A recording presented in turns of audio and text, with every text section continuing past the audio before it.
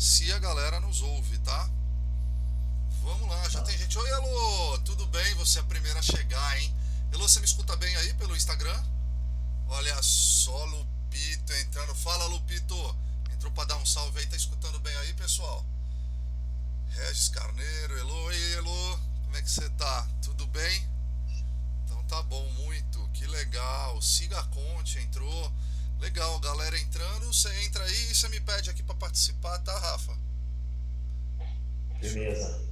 Vai aparecer aqui, transmitir ao vivo. Estamos transmitindo ao vivo por aqui, pelo Facebook, pelo YouTube. Queria depois que a galera do Facebook e YouTube me confirmasse se estão escutando a gente. Deixa eu ver aqui se você me pediu para participar. Perguntas ainda não. Vamos lá.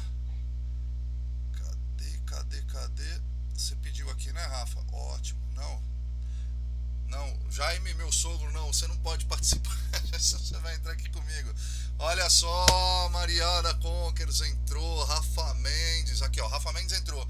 Aí você me pede aqui pra participar, tá, Rafa? Deixa eu ver aqui. Vamos lá, Rafa Mendes. Aí eu vou deixar você. Show de bola. Deixa eu ver se você tá chegando aqui comigo, Rafa. Pera aí, deixa eu ver se você tá comigo. Já, já tô aqui Opa. participando. Ah, show de bola, Rafa. Deixa eu abaixar aqui o volume do computador. Abaixa o teu volume aí. E só queria confirmação de alguém que esteja no YouTube ou pelo Facebook ou pelo YouTube se está enxergando a gente aí, se está conseguindo participar. Boa tarde, Vi Fontana. Seja bem-vinda, Fernanda Alcova. Gente, aperta o coração que o Instagram entende a relevância da live e deixa em primeiro lugar. Isso aí, gente, vamos bombar. Nós já somos 9 aqui, já estamos quase alcançando o Whindersson Nunes. Ali falta só 1.438.728 pessoas, mas nós vamos chegar lá.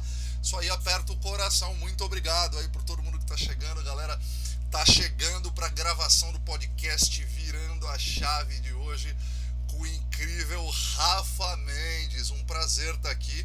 A gente já vai começar, deixa eu só fazer a confirmação se a gente já está ao vivo no YouTube e no Facebook e se a galera tá escutando a gente, e a gente começa mais esse episódio de hoje do podcast Virando a Chave.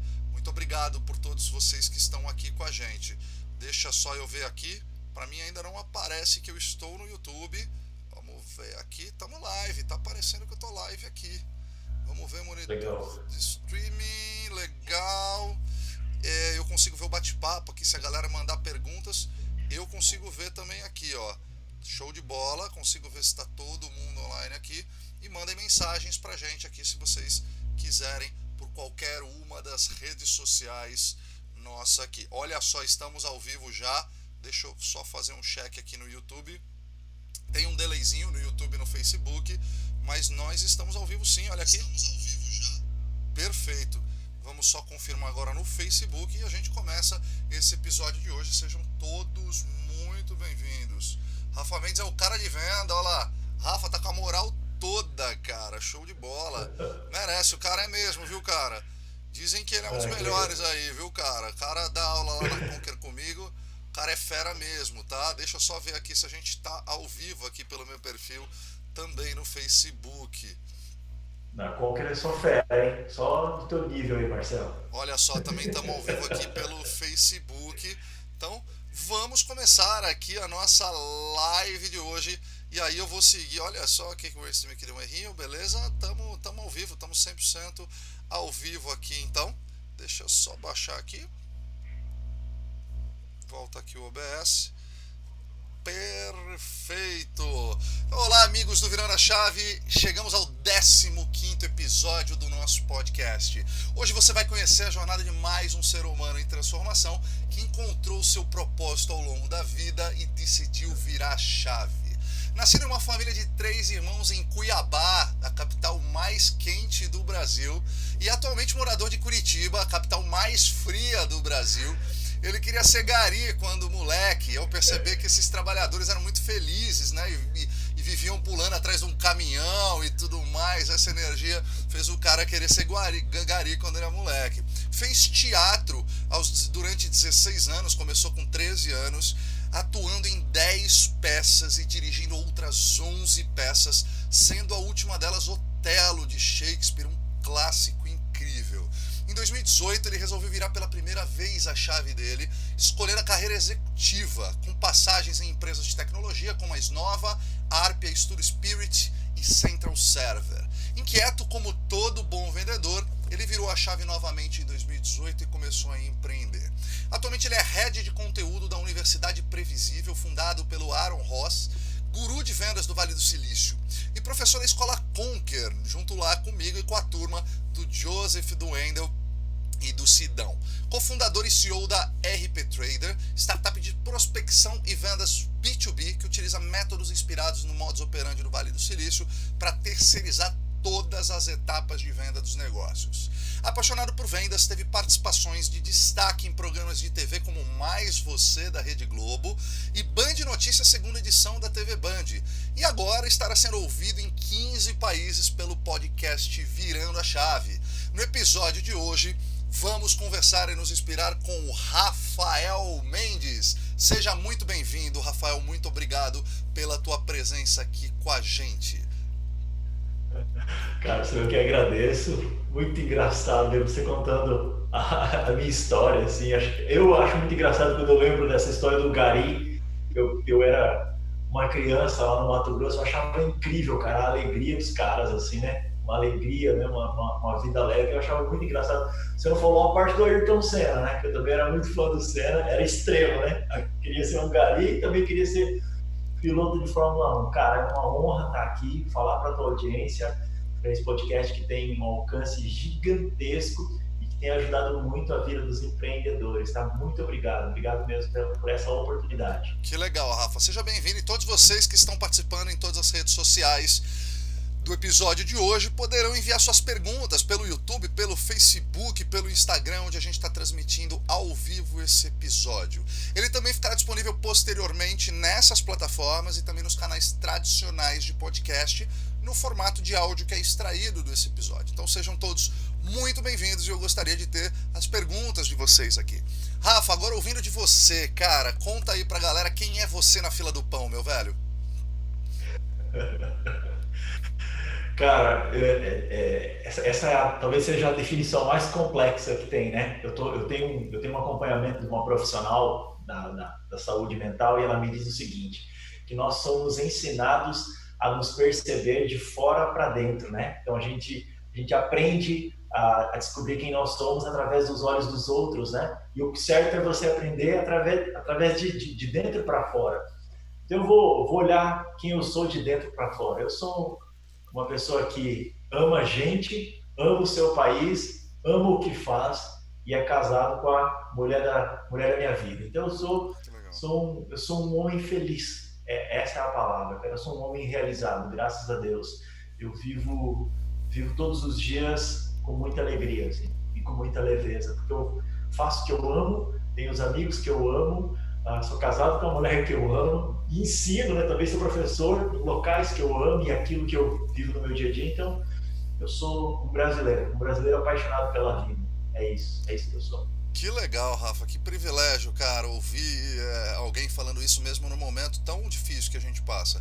Rafa, como é que surgiu o teatro na sua vida, cara? Sei lá, com 13 anos, moleque, muita gente vai pro teatro porque acha que tem isso, quer aparecer na malhação, quer ficar rico, famoso. Tem gente que vai simplesmente porque é muito introvertido e precisa soltar um pouco, e tem gente que tem essa necessidade da comunicação. A gente bateu um papo, eu até te falei que eu também fiz teatro. Conta um pouco como é que surgiu o teatro na sua vida, cara.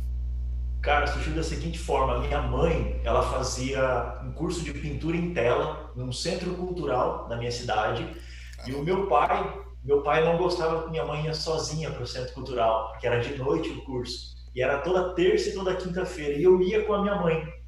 E aí, eu ia para acompanhar, porque eu era o filho mais velho.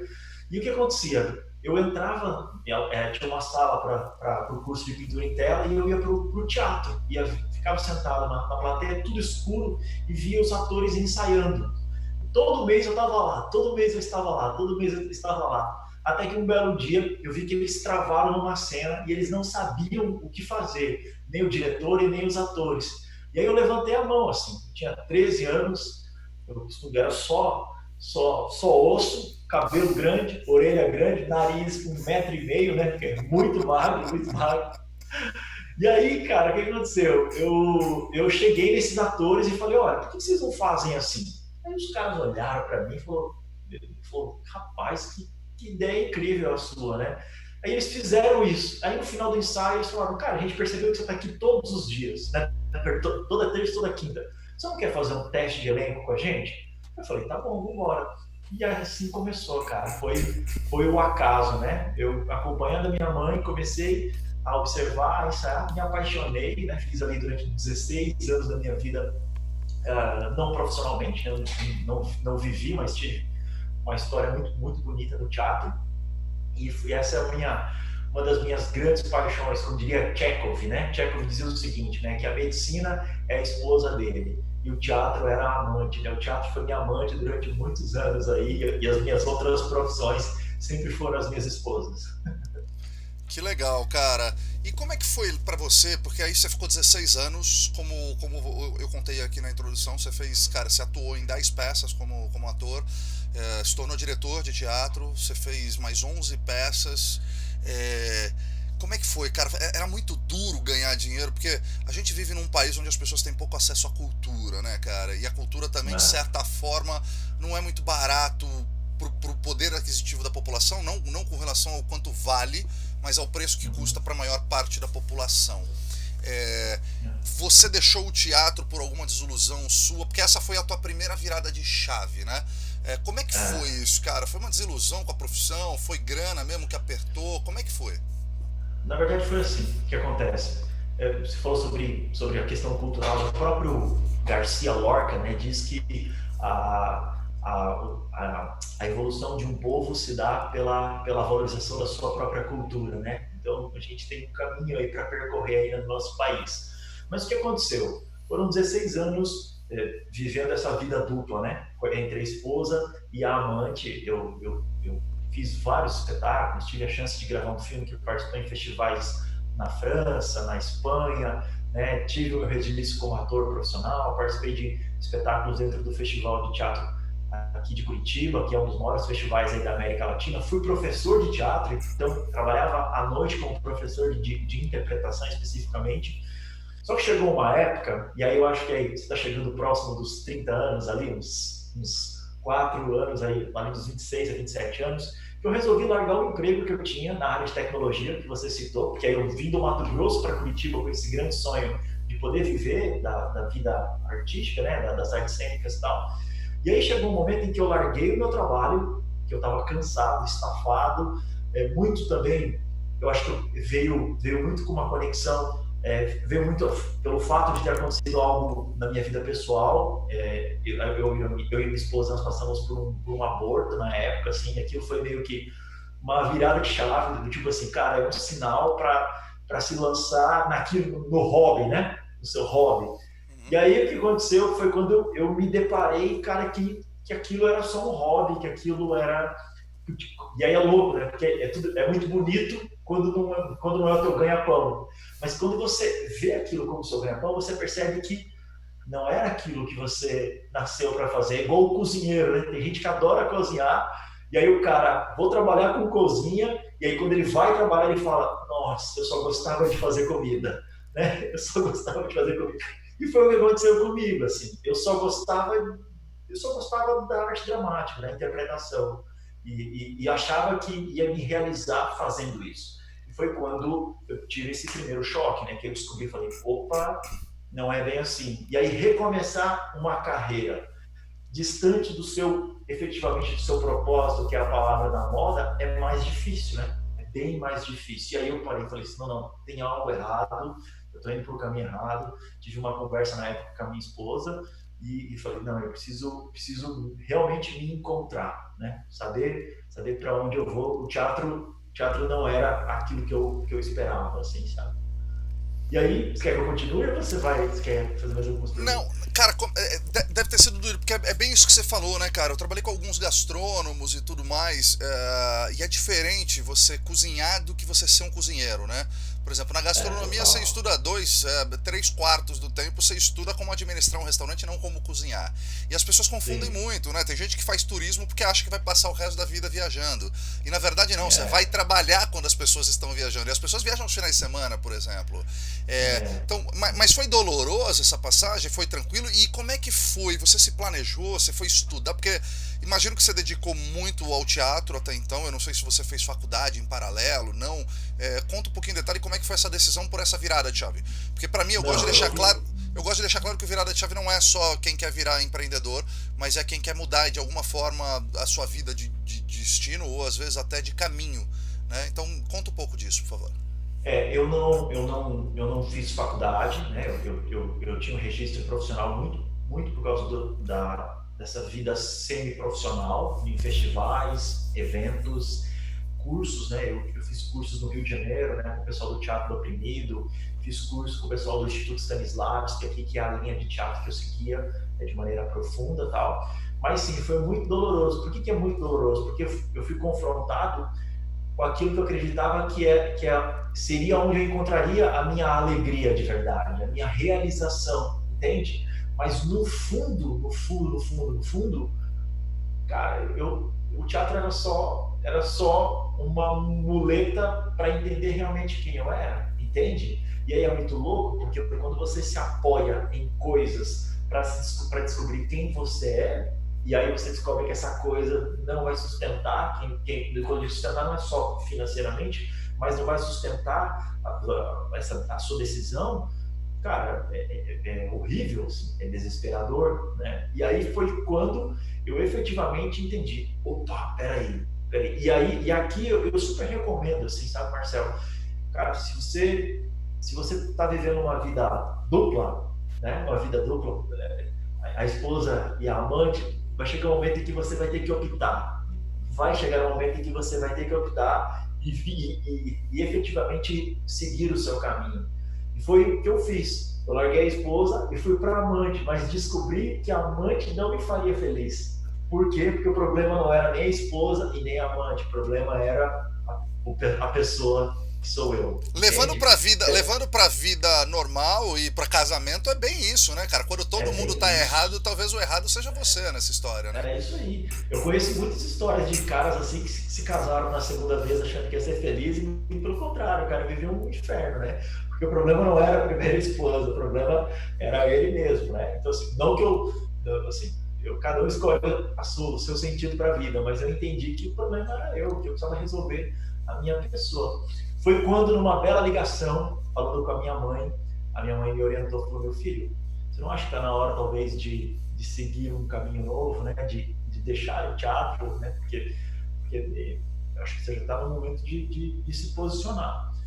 E foi quando eu resolvi me posicionar. E aí entra o mundo de vendas na minha vida, e aí uma transformação, cara, meteórica, assim, Quantos anos meteórica. você tinha quando você fez essa virada, Há Rafa? 26 anos, 26 para 27. Com 26 anos você virou a chave 26 para 27. e aí você foi ser vendedor que na verdade, de certa forma, também tem um pouco de teatro nessa história. Muito, E aí eu queria te fazer essa muito. pergunta, cara. O quanto que o teatro, porque você falou assim, cara, eu precisei dessa muleta pra me descobrir. Legal, cara, porque tem até hoje gente que até hoje não se descobriu, né? Então que bom que Ah, você teve uma forma de descoberta e que foi através da arte e da cultura. E aí eu já emendo o seguinte, cara, o quão isso foi importante também para tua carreira em vendas, que depende de oratória, depende de comunicação. Tem gente que vai falar que é uma encenação. Eu não gosto, eu sou uma pessoa muito genuína no que eu faço, eu não consigo encenar uma coisa, a não ser que seja numa brincadeira ou se fosse. Mas eu não consigo encenar numa venda, eu não consigo fingir uma cara que eu não tô e tudo mais. O quão isso foi importante para você também na sua formação executiva, cara? foi fundamental, assim, porque o que eu acredito? Eu acredito que nós, atores, temos a sensibilidade de nos colocarmos no ecossistema de um personagem, né? De nos engravidarmos, né? No ecossistema de um personagem como um todo e viver aquilo ao ponto de, em cena, transmitir aquilo de maneira tão intensa e tão verdadeira, porque as pessoas se conectam, né? Eu gosto muito, e esse é o meu pitch das minhas aulas na Conquer, quando eu começo, que na minha análise, o meu grande diferencial foi o teatro na minha vida, né? Porque porque nós atores temos essa sensibilidade de nos colocarmos na posição, né, da história de um personagem. E um bom vendedor tem isso. Consegue gerar essa conexão porque ele é real, porque ele consegue se conectar, consegue se colocar no processo de empatia do seu potencial cliente. Então, assim, eu acredito que essa habilidade de se colocar no ecossistema do cliente, de se colocar no ecossistema de um personagem, é o meu grande diferencial como vendedor e como professor também. Tá? E o teatro me deu isso, cara, essa sensibilidade de entender pessoas, de entender histórias, de se conectar com essas histórias. Aí, meu amigo, aí você vende. Você vende até um cachecol a 35 graus no Viaduto do Chá, em São Paulo, para a Rede Globo, que foi aquele case que você acabou de citar, né? E foi muito louco, né? O pessoal aplaudindo assim, a hora que eu vendi. Eu vi, é incrível esse vídeo, depois eu vou pedir pra você deixar o link pra galera ver. Cara, e aí beleza, aí tu falou, então tá, então vou tomar, e aí você começou a mandar currículo, você foi estudar, por que foi vendas? Como é que você caiu em vendas? Cara, a minha mãe, ela foi vendedora de uma loja de roupas e brinquedos, ali na década de 80, década de 90. Uma boa parte, ela foi mãe solteira, e isso era muito legal, porque eu tinha na memória afetiva que a profissão de vendas era uma profissão que realizava sonhos, porque minha mãe conseguia me dar bons brinquedos e bons presentes. Os meus primos não tinham isso, porque minha mãe trabalhava com vendas, né? E aí o que aconteceu? Então eu tinha essa memória afetiva com a vendas. E aí eu olhei para minha esposa, no dia que eu decidi tomar essa decisão, essa virada de chave, eu falei para ela, eu vou trabalhar com vendas. Ela olhou para mim e falou, mas com vendas? Você não tem experiência, quem que vai te dar uma oportunidade? Eu acho que você vai ir muito bem, mas quem vai te dar uma oportunidade? Eu falei, eu vou fazer um estágio de graça. Aí ela olhou e falou assim, como assim? Para quem? Aí eu peguei o telefone, eu tenho um amigão aqui em Curitiba que trabalha com vendas de ovos e leites para panificadoras da região metropolitana de Curitiba. Então esse cara acorda às 3 horas da manhã, vai com o caminhão dele, compra isso nos sítios da região e vende para as panificadoras. Eu liguei para ele e falei, cara, eu quero fazer um estágio com você. E ele falou assim, como assim? Eu falei assim, você não precisa me pagar nada, eu vou estagiar contigo. E aí, cara, olha que legal. Aí eu lembro que ele olhava para mim e falava assim, cara, você tem pós-graduação, você tem graduação, trabalhou em grandes empresas, você vai trabalhar carregando caixa e vendendo meu produto, e eu não vou te pagar nada? Eu falei, exatamente. E foram 3 meses assim, cara, vendendo isso, sabe? Sendo forjado, né? Quebrando o meu orgulho, a vaidade, quebrando essa coisa do business, sabe essa coisa corporativa que a gente tem, todo engravatado, sabe aquela coisa da Brigadeiro Faria Lima em São Paulo, né? Tipo, nossa, eu sou o executivo, eu sou o cara e tal. E, cara, esses caras não vendem pra gente normal, esses caras não vendem no mundo real, entendeu? Os caras feras que vendem para empresas, mas vender aqui, ó, conectando com as pessoas. E eu tive essa grande escola que foi isso, que, né, quebrar o meu caráter, a minha vaidade, e ali, meu amigo, foi uma escola incrível. Aí, com 3 meses, eu falei, agora eu volto para o mercado. E aí eu mandei um currículo para uma grande empresa aqui em Curitiba, que é uma empresa de computação em nuvem. Entrei nessa empresa, com 6 meses nessa empresa, eu tinha vendido R$400 mil em computação em nuvem. Aí os caras ficaram, cara, como assim? E aí eles me deram a oportunidade para ser gestor da empresa. E aí, meu amigo, aí a coisa começou a acontecer. Cara, aí bicho, foi Aaron Ross e afins. Caramba, cara, tem que ser muito bom ator pro cara largar tudo que tinha no teatro para vender ovo e leite. E disso vai vender computação em nuvem e vende essa cacetada e vira gestor da empresa. Caramba, Rafa, tô impressionado com. Mas eu acho muito interessante, cara. As pessoas às vezes olham o sucesso, olham. Né, o cara que viu a tua reportagem na Globo fala: esse cara aí deve ser amigo do produtor. O cara deve ter. Lógico, tem um trabalho de relações públicas, mas, cara, as pessoas esquecem de olhar essa parte, do quanto que você teve que voltar atrás, calçar as sandálias da humildade e falar: cara, peraí. Eu posso ter sido o diretor do teatro ali e tal, ter tido o sucesso que eu queria naquele ambiente, mas agora não, cara, agora eu preciso recomeçar e ter a humildade de você botar uma sandália e voltar e vai lá e se oferece para trabalhar de graça, não é para qualquer um. Cara, quanto tempo durou sua carreira executiva aí, Rafa? Foi dos 26 que você falou, né? Foram uns 2 anos e meio nessa empresa, né? 2 anos e meio, 3 anos ali, completando. Aí a gente, como gestor, a gente ganhou o prêmio pelo 4º ano seguido entre as empresas que mais crescem no Brasil, pela revista Exame, o ranking da Deloitte, né? Então foi exatamente por vendas.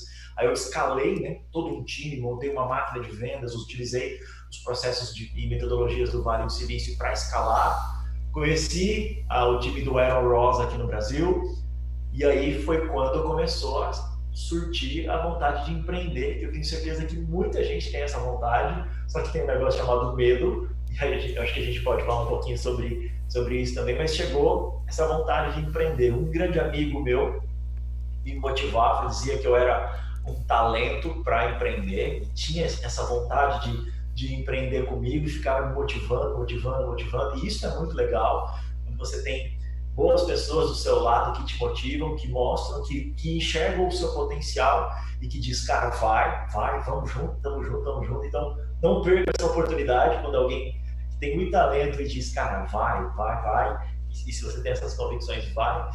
E aí esse meu amigo falou, cara, por que você não... Vamos montar um negócio juntos.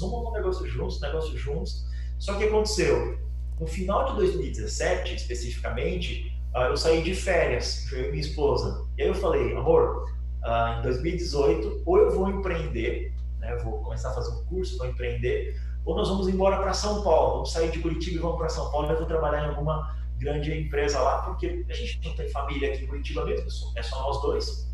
E aí a gente saiu de férias, e aí em janeiro de 2018, a gente engravidou de novo, né? E tal. E aí eu falei, bom, isso é um sinal para ficar na empresa, né? Para manter a estrutura e tal. E a gente sofreu um segundo aborto, assim, a gente passou por uma segunda situação de aborto e tal. E aí, cara, aquilo foi, novamente, eu sou um homem de muita fé, né? Então eu acredito que Deus, ele sabe de todas as coisas. Então aquilo mexeu muito comigo. Eu falei, cara, é mais um sinal de coragem, né? De mudança, de acreditar. E aí esse meu amigo refez o convite e falou, cara, vamos empreender. E eu estava muito fresco assim na minha mente, aquilo que eu havia aprendido na empresa e aprendido com o Aaron Ross, tal. E aí, cara, ali eu descobri 2 fatores fundamentais que um empreendedor tem que ter. Assim, 2 fatores, cara, e ele tem que acreditar nisso. Primeiro é coragem, muita coragem. E o segundo é oportunidade. E nem sempre a oportunidade as pessoas te dão, às vezes você tem que criar essa oportunidade. E era o que eu tinha, coragem, porque falei, cara, esse é o momento. E alguém que disse, cara, vamos junto. E aí eu peguei todo aquele meu conhecimento e falei, vambora. E foi, cara. Aí a gente montou a nossa empresa, a RP Trader, né, que é uma empresa de terceirização da área de vendas que utiliza as metodologias do Vale do Silício. 2 anos e 2 meses depois, a gente hoje atende aí uma grande quantidade de clientes, ajudando os clientes a vender mais, a passar por momentos como esse agora do Covid-19.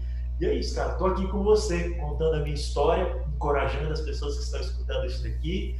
E, como diria o Flávio Augusto Silva, essa coisa lúdica do empreendedorismo não existe, cara. Não existe, é muito real, assim, é muito mão na massa, é noites sem dormir, cara, é aflição, mas é prazeroso, né? É prazeroso porque quando você vive aquilo que você foi chamado para fazer, meu amigo... É 90% transpiração e 10% inspiração, né? Cara, me conta uma coisa, Rafa, aí, você fez algum curso? Como é que foi esse teu contato com o Aaron Ross e como é que isso te impactou? Ainda falando um pouquinho antes aí da tua última virada de chave aí como executivo para empreendedor, como é que você ficou sabendo? Como é que você buscou? Onde é que você foi? Que tipo de curso você fez? Em 2017, Receita Previsível, que é um livro dele, explodiu no Brasil. E muito por causa dos grandes influenciadores, né? Como o Gustavo Caetano e o pessoal da RD Station, o pessoal da Rock Content e tal. E aí eu tive contato com a bibliografia, me apaixonei pela bibliografia e o Aaron Ross abriu a empresa dele aqui no Brasil, que é a Universidade Previsível. E bem na época, eu falei, bom, eu vou fazer o curso da Universidade Previsível, vou me capacitar, porque eu já implementei isso daqui, vou lá só para tirar dúvida. E, cara, foi muito louco, porque assim, eu me tornei o melhor aluno na época, do curso especificamente, e aí virei case da Universidade Previsível aqui no Brasil, virei case. E aí no início de 2018, ali em fevereiro de 2018, o Aaron Ross veio para o Brasil, aqui para Floripa, aqui perto de Curitiba, em Floripa. e um espaço lotado, assim, um teatro lotado de grandes empreendedores, né, para uma palestra dele, e ele contou o meu case de transformação, né, meu testemunho, e me chamou para participar naquele momento. E é legal, é que quando você deseja do fundo do seu coração, as coisas acontecem. Ali eu recebi uma proposta para ir para São Paulo, e dali eu saí com vontade de empreender, e só que eu escolhi o caminho do empreendedorismo. Então, o meu contato de capacitação foi muito dessa coisa de ser autodidata, de ter procurado a própria Universidade Previsível, de ter tido esse contato com o Aaron Ross, e aí, por ter tido esse sucesso, me tornei professor, né? Me fizeram um convite, hoje eu sou head de conteúdo, então eu faço toda a atualização do material dele aqui no Brasil, e é isso, meu amigo, eu bebo ali, essa é minha e também somos professores na Conquer, né? De Que vendas, legal. negociação e persuasão. Que legal. Rafa, como é que foi, cara? Quando você foi empreender, você largou a carreira executiva e meteu o louco e foi? Você fez uma reserva financeira? Teve uma parada de um planejamento? Ou, cara, meteu o louco e vamos que vamos morar numa Kombi, foi com a família morar numa Kombi? Como é que foi essa história? Não foi numa coma, foi numa kitnet. Uma kitnet que a cama ficava na sala. Então, quando eu queria sentar no sofá, eu saía da cama e sentava no chão para ver TV. Então, tão pequenininha que era a kitnet, né? Mas você mudou para esse E, lugar para reduzir custo, para empreender, foi isso? na verdade, eu morava numa região, eu morava numa região próxima, assim, em Curitiba, mas longe da região onde estava o meu escritório. E aí, o que aconteceu? Eu queria ter mais tempo para cuidar desse bebê, que é a empresa, entende? E eu queria me dedicar para isso. E eu perdia muito tempo em trânsito, muito tempo em deslocamento e tal. E aí eu propus para minha esposa, falei, vamos morar perto para a gente ter mais qualidade de vida e a gente vai vender nosso carro. Vamos vender nosso carro porque a gente tem um custo, né, parado ali com esse carro para focar no empreendedorismo. Eu tinha uma reserva financeira para durar alguns meses, então eu tinha uma reserva financeira.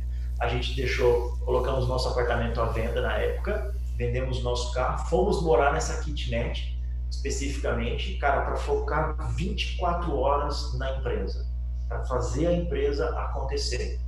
Foi isso, como um bebê. Não sei se você tem filho, eu ainda não tenho essa dádiva de ter um bebezinho, mas acredito que é isso, esse cuidado 24 horas, né, para acompanhar o crescimento dele, né, sem descansar. E é isso, cara, é isso que eu fiz. Fui morar perto. Você teve algum momento de uma jornada dupla que você trabalhava durante o dia, empreendia à noite ou final de semana?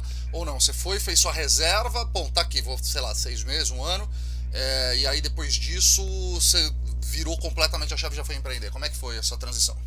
Não, foi assim. Eu saí da empresa que eu trabalhava, falei, tenho uma reserva para sobreviver durante um tempo. Só que essa reserva que era para mim, eu tinha que utilizar em alguns momentos esporádicos na empresa. E ela foi diminuindo. E aqui fica uma super dica para empreendedores, tá? O que acontece? Eu acho que é super desafiador você diminuir o seu padrão de vida, né? É assim, não dá para comer 4 pizzas todo final de semana, né? Todo final de semana comer e ir na pizzaria, né? Todo final de semana. Você tem que diminuir o seu padrão de vida. No início, para mim, foi mais desafiador. Então, eu tinha essa gestão do meu padrão de vida que eu vivia antes, alguns aportes, pequenos aportes que eu colocava na empresa e tal. E aí sim, eu tinha que ter uma jornada dupla, né? Uma jornada dupla para complementar a minha renda. Foi quando surgiu, por exemplo, a Conquer, ou algumas consultorias, eu procurei fazer algumas consultorias, algumas mentorias sábado, domingo e tal, exatamente para complementar a minha renda. Por quê? Porque eu fui pegar o meu primeiro salário na empresa quase um ano depois, que não representava, sei lá, 15% do que eu ganhava sendo executivo, entende? Então, eu fui atrás de outras fontes para complementar a minha renda, cara. Então, eu dava muita aula de noite, muito em company na Conquer. Eu era o cara do company, assim, ligava, pessoal, tem company, me dá curso, me dá curso, me dá curso, me dá curso. Muita mentoria para complementar a renda, sabe? Para complementar a renda e aqui fazendo essa manobra financeira. Cara, isso é uma Foi dica isso, que eu cara. dou também pra muito empreendedor, cara. Quando o cara quer empreender, dá muito medo, né, o Rafa? Assim, não sei se você ainda tem esse medo. Pra mim demorou quase 4 anos pra eu entender que faz parte do jogo e que não existe dar errado, existe desistir. Eu falo muito isso, é papo meio coach, podem falar o que quiser, mas eu tenho reparado que quando você não desiste, cara, quando eu quero alguma coisa, bicho, puta, eu vou até o fim e você consegue. Talvez não no tempo que você queria, talvez não da forma como você queria, mas dessas conversas, né? Hoje, 15º episódio do podcast, então você é o 15º empreendedor que eu entrevisto, mas já também dei consultoria para mais de 20 empresas, trabalhei para mais outras 7, e os acessos que eu tive ao empreendedor, duas coisas são fundamentais, que não existe dar errado, existe desistir, e a segunda coisa é que no começo talvez valha a pena você abrir possibilidades ou fontes de renda, né? Às vezes a gente fica imaginando que empreender é você criar um novo Facebook e vai ficar bilionário, sendo que existem 7 bilhões e meio de pessoas no mundo, e que dificilmente você vai ter uma ideia tão genial que ninguém nunca teve. E que só a ideia também não vale nada. Então também é muito interessante observar que vários empreendedores abriram diversas possibilidades para você pagar suas contas e para viabilizar um sonho. Essa você acha que foi uma estratégia importante e que viabilizou o seu negócio? Conta um pouquinho de como é que foi essa estratégia e também como é que você... Quantas vezes, ou se isso ainda dá, cara, bateu na tábua e você fala, caraca, velho, se não entrar um cliente amanhã eu vou ter que fechar? Algumas vezes dá isso, né? Aqui como eu sou uma empresa de vendas, eu faço vendas para mim mesmo, né? Mas eu acho que eu sempre, e por usar a metodologia da receita previsível, então eu previa essa geração, né? Mas até entrar o primeiro cliente, meu amigo, doeu bastante. Cara, eu vou responder, fazer essa conexão que você fez. É fundamental você ter uma segunda fonte de renda, tá? Então, empreendedor, tenha uma segunda fonte de renda até a coisa começar a acontecer. Ou tenha uma boa reserva financeira. Tá? O que seria uma boa reserva financeira, na sua opinião, Rafa? Quanto tem? Eu acho que tem que estar muito vinculado aos teus hábitos de consumo, né? Assim, eu costumo dizer que eu costumo dizer que eu sou minimalista, para não dizer que eu não tenho dinheiro. É um bom ponto, uma boa argumentação. É gourmetizar, né? Então, assim, eu dizia no passado, assim, cara, eu vivo com muito pouco, assim, com muito pouco luxo. Por quê? Porque eu estou muito focado no meu propósito. E pensando a longo prazo, aprendi muito isso com os americanos, né? Principalmente com o Aaron Ross, cara, think long term, né? Pense daqui 10 anos. Pense daqui 10 anos. Então, plante agora para colher daqui 10 anos. E eu penso assim até hoje, sabe? Eu penso assim até hoje. Hoje a minha renda está muito próxima daquilo que eu vivia como executivo, né? Tenho outros negócios aí que estão orbitando a minha empresa principal, mas eu continuo vivendo uma vida muito simples, cara. Da mesma maneira como era quando eu larguei a empresa qual eu era colaborador e abri meu negócio. Eu aprendi a viver uma vida muito simples, entende? Exatamente porque a minha empresa tem 2 anos. Graças a Deus ela já passou pelos 2, né? Os 2 primeiros anos são os anos mais complicados de um negócio. Mas ela ainda é um bebê, entende? Ela ainda é um bebê num mundo onde tem um Covid-19 e que está matando empresas de 10, 15, 20 anos, entende? Então, assim, empreendedor, a dica que eu te dou é, cara, pense que o teu negócio é uma criança, assim, é um bebê, e que ele tem as fases de amadurecimento. E se você tirar a comida do bebê, ele vai morrer ou ele vai crescer desnutrido, entende? Eu faço muito essa analogia, assim. Por que eu faço essa analogia? Porque como eu não tive os filhos, os bebês, cara, eu olhei para o meu negócio como um bebê, entende? Então eu me realizei a paternidade dessa forma e cuido dele como se fosse uma criança. E sei que vai chegar um momento em que eu terei muito orgulho dele, sabe? Muito orgulho. E ali eu vou, naturalmente, viver uma vida muito mais tranquila. Então, cara, tenha outras fontes de rendas, faça um bom pé de meia muito baseado no seu padrão de vida, diminua o seu padrão de vida aqui e pense em vendas. Como é que você pode vender mais? Vendas. E no início, vou ser bem sincero, Marcelo, uma coisa que eu fiz eu tive, assim como eu vendi pão de queijo, um estágio de graça quando comecei a mudar minha profissão, cara, eu peguei clientes de graça assim na minha empresa, clientes que não pagavam mensalidade nenhuma, só para ter aquele cliente para aprender para aprender e usar aquele cliente como prova social para poder vender depois. Tá? Então, assim, esteja de coração aberto para, nesse início, pagar um preço. E é um preço dolorido. Mas eu acredito que no futuro isso volta para você. Assim Sem dúvida, como a cara. realização de um filho. Você deu aí em 2 minutos uma lição de vendas muito, muito preciosa, Rafa, que é isso. Às vezes a gente precisa trabalhar de graça. Quando você está no começo, você precisa trabalhar de graça. Assim como num estágio. Claro. Né? A gente geralmente aceita trabalhar de graça como executivo, porque você fala, cara, é um estágio, eu preciso pegar a experiência. E o pegar a experiência no empreendedorismo é trabalhar de graça.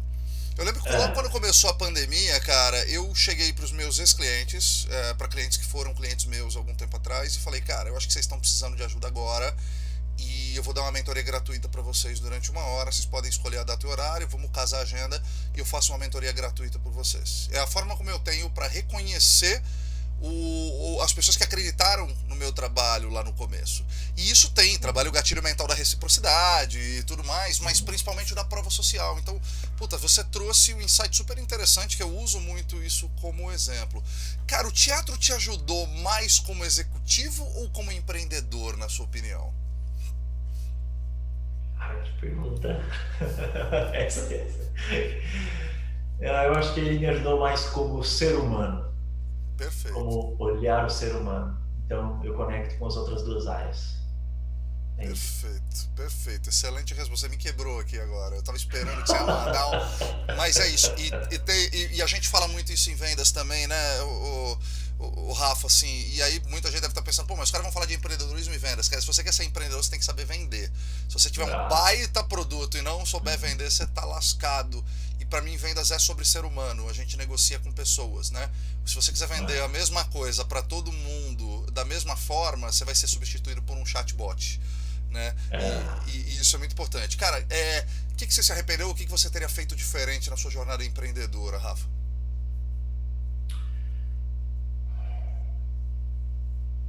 Me arrependi de não ter profissionalizado sociedade. Eu acho que se talvez eu tivesse profissionalizado sociedade, teria sido menos doloroso, porque aí mistura muito a questão de amizade. Então essa é uma dica para todo mundo. Você pode ser sócio dos seus amigos, mas profissionalize a sua sociedade, muito com acordo de cotista, que é um instrumento jurídico que protege a amizade. Muito isso, cara, é uma dica incrível. Normalmente negócios surgem entre amigos mesmo, e é muito louco porque o CNPJ pode estragar o CPF. Então a minha dica é: profissionalize a sua sociedade, procure um instrumento jurídico chamado acordo de cotista, e aí você vai proteger a sua sociedade e a sua amizade.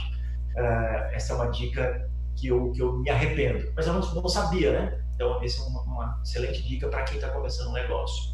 Se você for abrir um negócio com um amigo, profissionalize a sociedade, coloque um acordo de cotista e vocês irão sofrer menos, assim.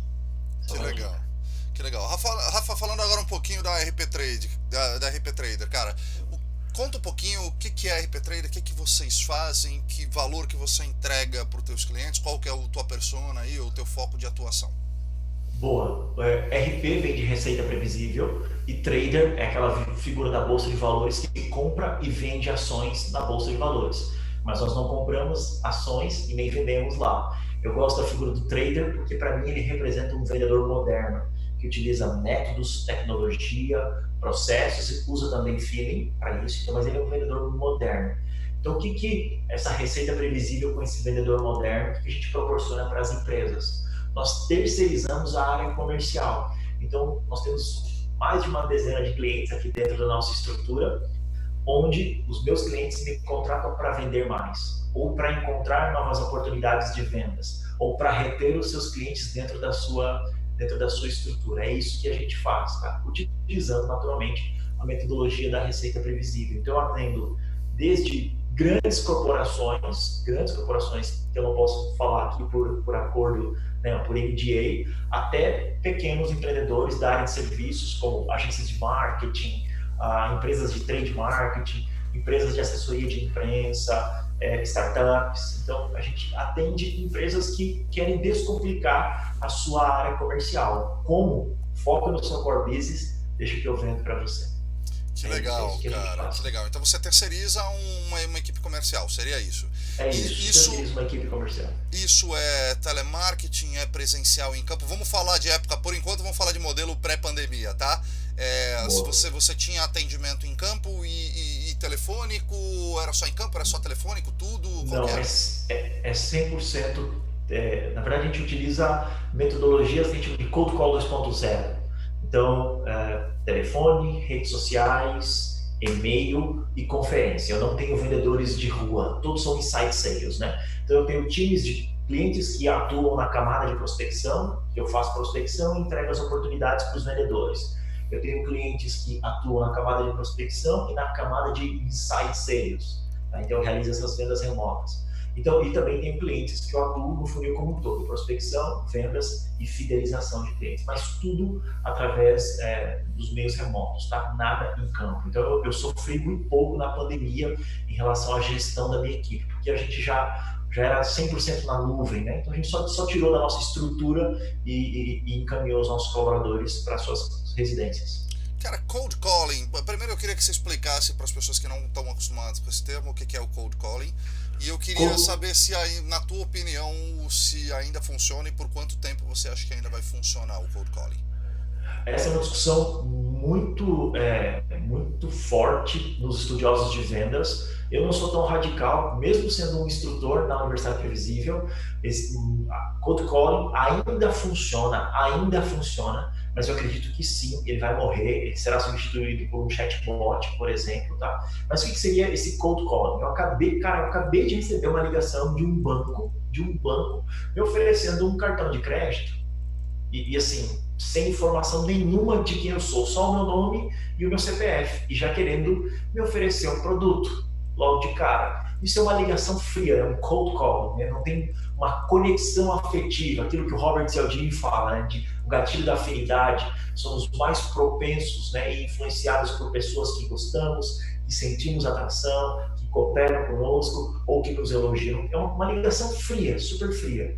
O Cold Calling 2.0, que é essa linguagem criada pelo Aaron Ross, eu preciso ter um ponto de conexão afetiva entre eu e você antes de eu fazer uma prospecção. E essa conexão afetiva pode ser um e-mail. Então, eu vou te mandar um e-mail onde esse e-mail ele é permissivo, né? Você permite essa conexão entre eu e você. E é muito louco, porque ela deixa de ser invasiva, né? Você autoriza que eu te ligue, você autoriza que eu entre em contato com você, seja no WhatsApp, ou seja numa rede social. Então, é uma evolução do cold calling. Você acaba ligando para menos gente, né? Você acaba ligando para menos gente, porque num cold calling 1.0 você tem uma lista, você liga para todo mundo. Num cold calling 2.0 você manda um e-mail antes, algumas pessoas vão aceitar e vão te responder, outras não.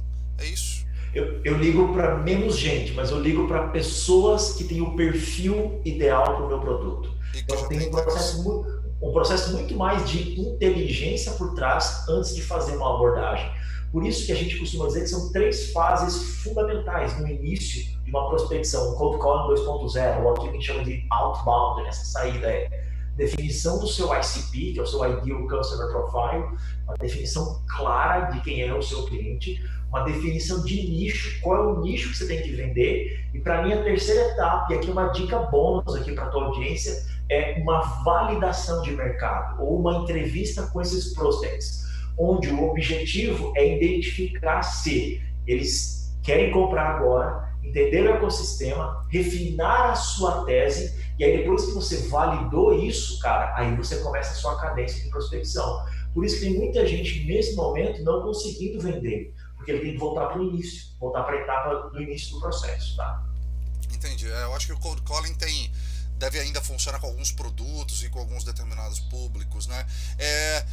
E aí, cara, chegou a pandemia, o teu modelo de negócio, apesar de ser remoto, acho que até tem um ponto positivo aí, né, Rafa? Porque eu digo que a pandemia ela fez as pessoas e empresas se tornarem mais produtivas. Então qualquer pitch ou qualquer coisa que você fosse vender que ajudasse a aumentar a receita ou reduzir a despesa, ainda era um pitch forte. Além do álcool gel, da máscara, enfim, dos respiradores, além disso, era muito claro que qualquer coisa que traz uma receita para uma empresa num momento como esse, o que reduz despesa, teoricamente é um pitch forte para o momento de pandemia.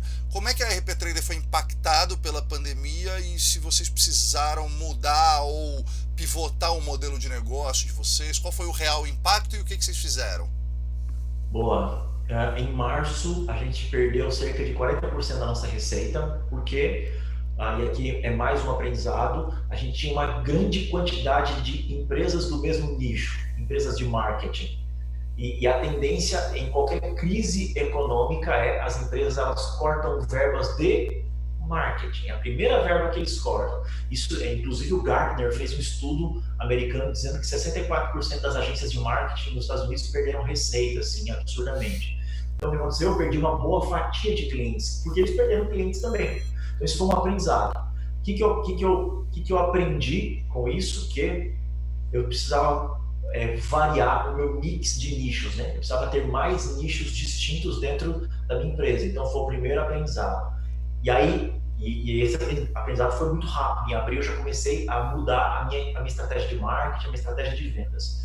O segundo aprendizado que eu percebi, tá? A famosa pirâmide de Maslow, né? Ou hierarquia das necessidades, né?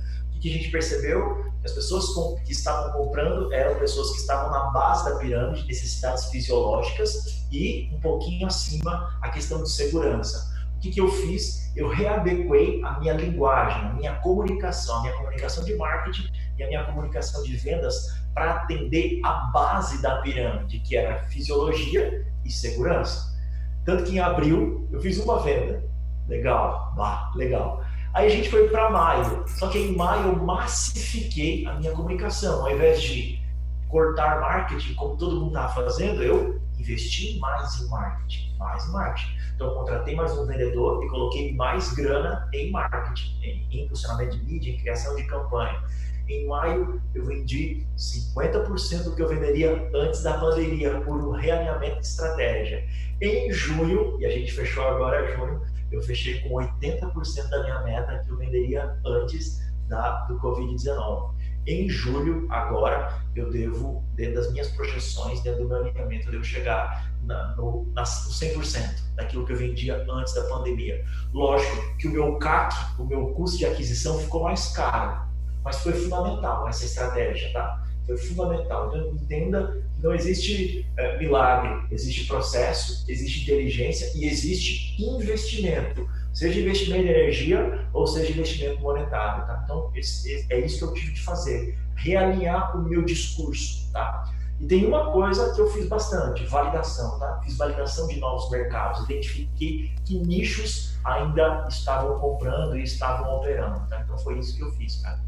Que legal, cara. Qual que é quantos clientes vocês atendem? Quantos funcionários tem a RP Trader? Qual que é o big numbers aí da empresa hoje?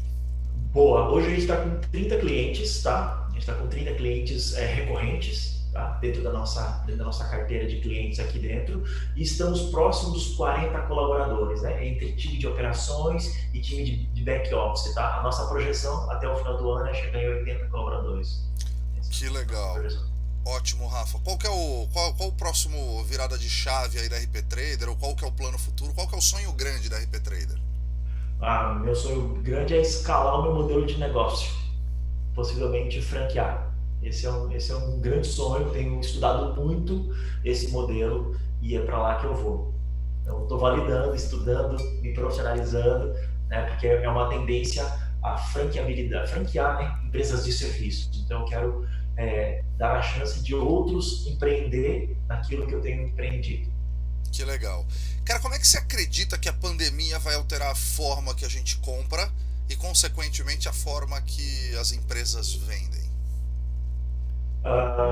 Primeiro que antes da pandemia, Forrester, né, que é aquele grande instituto de pesquisa, dizia que 57% de uma jornada de compras no mercado B2B, olha que pira isso, para produtos não complexos, tá?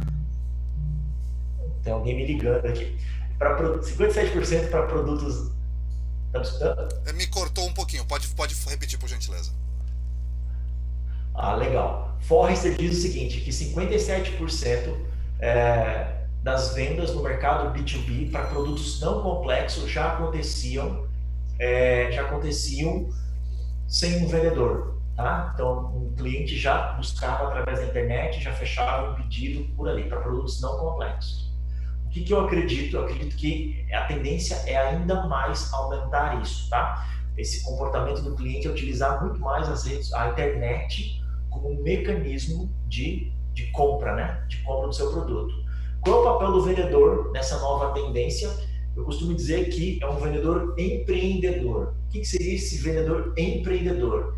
Ele precisa ensinar algo de valor que o cliente ainda não está vendo. Então, ele tem um caráter mais professoral. Por quê? Porque as pessoas pesquisam, elas leem, elas vêm mais preparadas, e não é nem para comprar, mas elas vêm mais preparadas no conhecimento de produto. Qual é o teu papel como vendedor? É ajudar a organizar esses conceitos e mostrar para o cliente algo que ele não está enxergando. É isso que eu acredito, tá? Então, esse vendedor, botador de pedido, esse cara vai morrer. Então, ele tem que ter uma venda muito mais persuasiva e muito mais intelectualizada, muito mais professoral, assim, porque o cliente ele vai olhar para você, cara, você está me oferecendo, eu já sei, não tem nada de novo que você está me oferecendo. Opa, eu vou te mostrar algo que esse produto faz que você ainda não sabe, tá? Eu acho que esse é o movimento. Legal, Rafa. Rafa, vamos pôr um ping-pong aqui, jogo rápido, para você deixar algumas dicas aí para as pessoas, cara. O que é empreender para você? Um ato de amor. Qual que rotina de trabalho que você não abre mão?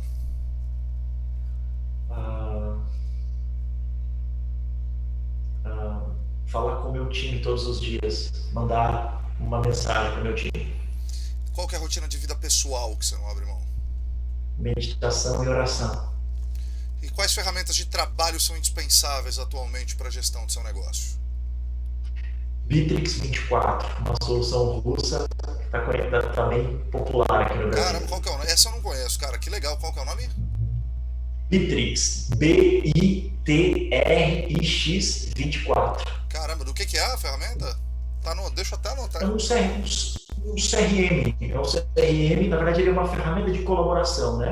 Ele faz uma colaboração, então eu utilizo o serviço do CRM deles, mas ele faz boa parte do que você faria em soluções separadas, né? Então você pode fazer um site, você pode fazer CRM, você pode fazer e-mail marketing, pode fazer um gerenciamento de tarefas, então é uma solução que eu gosto bastante. Teve algum livro que te ajudou e foi fundamental para você aprender a virar chave? Salomão, o homem mais rico que andou sobre a terra. Aonde você se nutre de informações, Rafa? Nos livros, com certeza, porque sou professor. Os livros, talvez seja o meu melhor amigo, são os livros. E eu acho que os livros, cara, ele é uma boa ferramenta para mim. Quais são os 3 perfis que você recomenda a quem quer virar a chave e seguir nas redes sociais? Muita coragem, desenvolver a sua própria comunicação, né? Desenvolver a comunicação.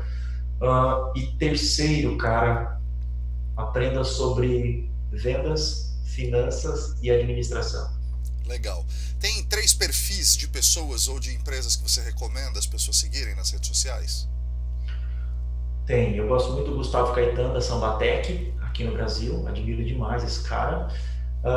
Eu gosto muito do próprio Aaron Ross, que é uma grande referência para mim. E a terceira pessoa que eu gosto é do Geraldo Rufino, que é uma grande inspiração para mim. Se você tivesse dinheiro infinito, como você passaria o resto da sua vida? Adotando crianças. Que legal. Qual o seu sonho? Gerar emprego, muito emprego. Esse é um sonho que eu tenho, ainda mais num momento como esse. Essa é a minha missão como empreendedor. E viver em família. Qual a sua próxima virada de chave? Franquear meu negócio. Muito bom, Rafa. Muito obrigado aí, cara. Te agradeço demais por a gente receber essa aula de vida aí, de negócio, de empreendedorismo que você trouxe pra gente. Saio daqui também bastante impactado aí com tudo que a gente ouviu. Obrigado mesmo. Como é que as pessoas fazem para te contatar? Ou nas redes sociais? Como é que as pessoas te contatam? Elas podem me adicionar no Instagram, @rafamendes.sales. E é o melhor canal para a gente interagir. Eu também sou muito fã do Instagram, acho que é uma baita de uma ferramenta, porque você responde rápido, você interage com as pessoas. Então vocês podem me encontrar no Instagram, @rafamendes.sales. Qual que é o teu recado final para a turma, cara? As oportunidades estão disfarçadas de trabalho árduo. É por isso que muitas pessoas não veem. Que legal, incrível, cara. Eu espero verdadeiramente que esse episódio tenha lhe gerado algumas reflexões, insights, que você tenha gostado e que a partir de hoje você tenha mais vontade e coragem para virar sua chave também. Se quiser se conectar com a gente, temos um grupo no Telegram, o link vai estar na descrição desse episódio. Não deixe também de nos enviar todos os comentários, críticas, sugestões ou feedbacks pelas nossas redes sociais, no Facebook, Instagram, LinkedIn e YouTube, tudo @podcast Virando a Chave, e no nosso site www.podcastvirandachave.com.br. Se você quiser conhecer um pouco mais sobre a minha rotina depois que eu virei minha chave, me segue aqui no Instagram ou lá no Instagram, no @MarcelPenobre, ou no LinkedIn, onde produzo conteúdos diários. Só digitar Marcel Nobre Podcaster que te leva lá para o meu perfil. Também tem um canal no YouTube que também chama Marcel Nobre, onde eu compartilho conteúdos, vídeos, aulas e dicas sobre vendas, empreendedorismo, liderança e viradas de chave. Se você estiver curtindo esse episódio pelo Spotify, não esqueça de clicar no botão seguir para acompanhar os nossos próximos episódios. Se estiver ouvindo pelo iTunes, deixa lá suas 5 estrelinhas e nos dê o seu feedback. Tchau e até a próxima.